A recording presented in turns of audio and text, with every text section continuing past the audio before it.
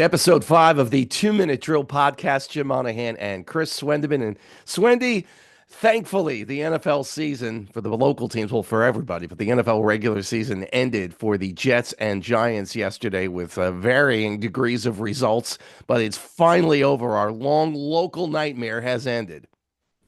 It ended in week one and went 16 more weeks than it should have.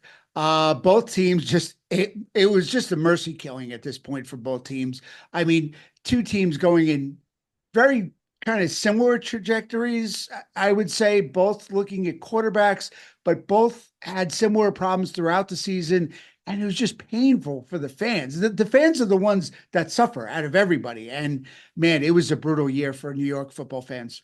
So we'll start with the Jets. And I'm sure you saw the graphic of the banner upside down on the field Right. before the game. I mean, if that isn't a metaphor for what's been going on with the organization. And then Rodgers, first pass, interception, you're thinking, uh-oh, here we go. Everything settles down, and he has one of probably the best game of his Jets career. There's no question about it. And you're thinking, maybe he has something left in the tank. Maybe we should bring him back next year. But you know there'll be a new GM. You know there's going to be a new coach. And if you're Aaron Rodgers, why would you want to subject yourself to that, including an owner who a few weeks into the season wanted to bench you? Yeah, Jim. If you're Aaron Rodgers, there are so many reasons why the Jets and Rodgers just need to amicably split. They need to go their separate ways. If Rodgers wants to play this year, next year, a lot of people inside have been saying that Rodgers has already kind of made his decision that they think he's not going to come back. But if he does, it needs to be elsewhere. This is not the place for him. The Jets need to hit the reset button, hard reset button, not a soft reset. They just need to redo things, get a coach and a GM in here to build their own team and build it up from the ground up, and just let Rodgers ride out into the sunset, whether it's retirement or one final team. Let him do it somewhere else. New York is not for him. And speaking of coaches and the Jets, Mike Vrabel interviewing over the weekend, reports said that the interview went very well. But again, why would Mike Vrabel want to subject himself to a Woody Johnson owned team?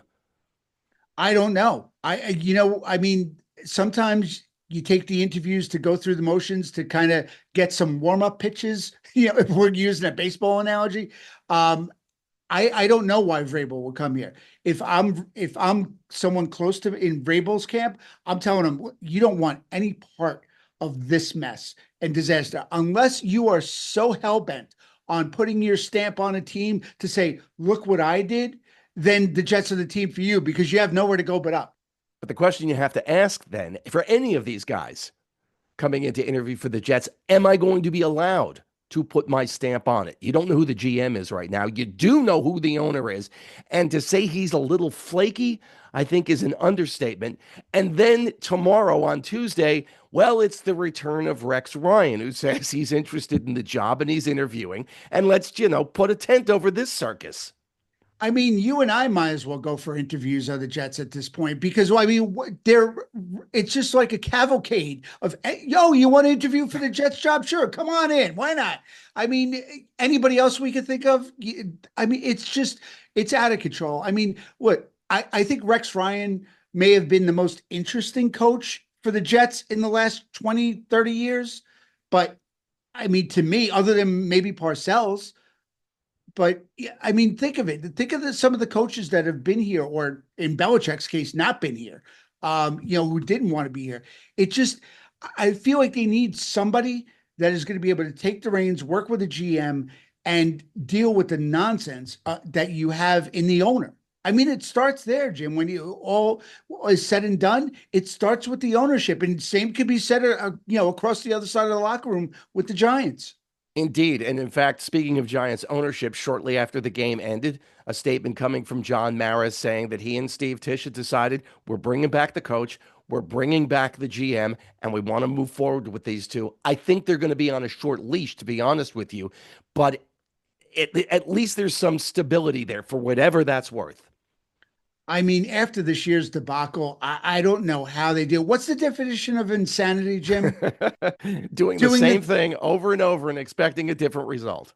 Giant fans, get ready because next year it may be a lot of the same. Other than you have the number 3 pick, which is good. That's a good start. And the other good thing for Giant fans, there are no quarterbacks from North Carolina that are going to be in this draft, so you guys are safe.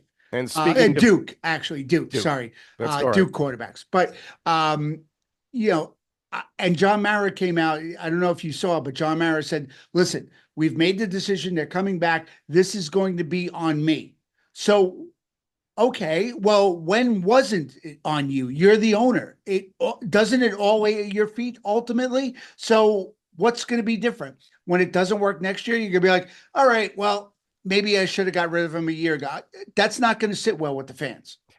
True, and I understand your point, but to hear an owner say it's on me, and that's what Robert Kraft did yesterday after the Patriots win over Buffalo. What a surprise that was, to be honest with you. Yeah. And just said he was, firing Gerard Mayo after just one season. But he said, this is on me, which everybody who's a Patriots fan knew that already. And if you were paying any amount of attention, you knew that Mayo, who I think has the capability to be a good NFL head coach, he was just in over his head.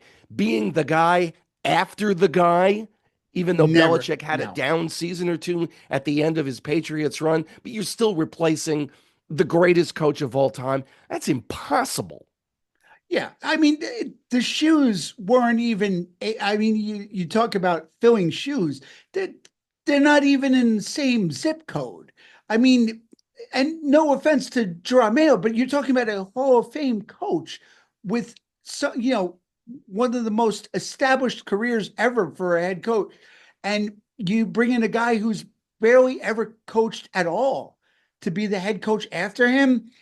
You're never gonna. That's a no-win situation from the get-go. And you know what? After 1 year, I don't think it's fair. But Kraft owns the team, and he could do what he wants.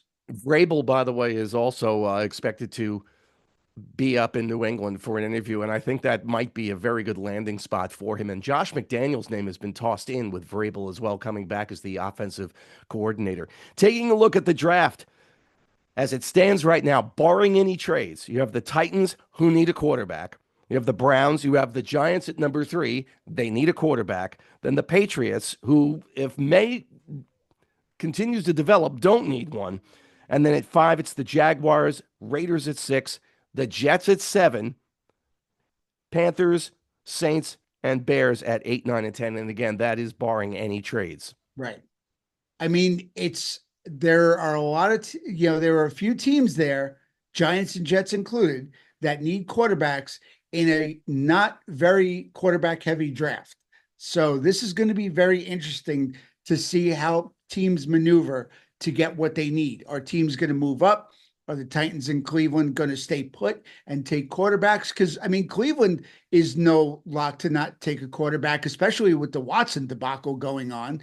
So it all depends on how desperate a team gets. Will the Giants be desperate enough to call either Cleveland or Tennessee and be like, hey, what do you want for that, first or second pick? Yeah, it's definitely possible if the Giants want to play, trading up for Right. that. It's definitely possible that they can get the guy that they want, even if they don't have the number 1 pick. We mentioned last week in our last episode that I was going to the ABCA, American Baseball Coaches Association meeting in Washington, D.C. There were probably close to 10,000 coaches there. It was amazing. Wow. And, a wide variety of speakers.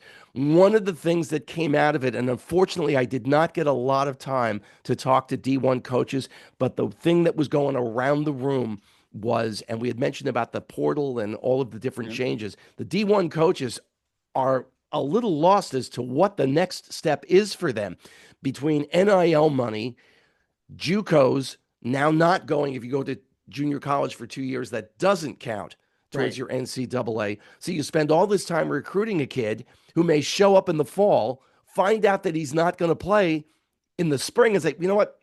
Adios. See ya. I'm Yeah. out. I mean, the entire college landscape has changed. I don't, maybe for the better for the players, it shifted from, always being beneficial for the schools and not beneficial at all for the players. Not at all. Now the tables have turned complete 360, and now the players have all the power pretty much.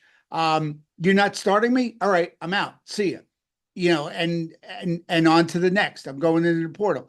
So I think at some point there has to be some kind of balance, because right now I feel like it's just completely player heavy. Not only is it player heavy, but it's top school heavy as well, because you get some of these other schools. We'll stay in baseball for a second. A school like Seton Hall, a school like Rutgers, attractive programs, nice records, strong head coaches, but they don't have the NIL money that some Right. of these Power Fives can offer. No, they don't. And I mean, kudos to Rutgers, by the way, for that signing that they just had the other day. Darryl Strawberry's grandson, one of the top prospects, and Rutgers landed him. So, I mean, even without that, NIL money, props to them for still recruiting good, young talent. But you can't survive when you have, the Vandies of the world and all these other schools that are basically cash cows because of, what they can offer versus the smaller schools. Indeed. We're still waiting for Pete Alonso to sign. I think his market has continued to shrink with every passing day. I do think he's going to end up with the Mets at a substantially lower amount than what he was looking for. But I do think he ends up in a Met uniform when all is said and done. I agree. I think so. And you know what? The longer they wait, the more it benefits the Mets at this point, because the contract demands are just going to get less and less and less. Unless there's some dark horse team waiting in the wings that are looking at Pete Alonso and are just going to wait to see what kind of deal they can get and who's going to blink first. But I think that's going to happen. The standoff is going to happen with the Mets. Somebody's going to blink and he's going to go back to where, because you know what? For the Mets, if you sign Soto and then lose Alonso, it's like gaining a foot and losing an arm. It's like you need to have them kind of both, like to have that, protection in the lineup for Soto. And I think Alonso would be a great fit for that. And with that, we wrap up week 5 of the 2 Minute Drill podcast. If you're watching this on YouTube, click like and subscribe so you don't miss a single episode. And Swendeman, we'll talk again next week. You got to enjoy the games this week. Talk to you next week, Jim.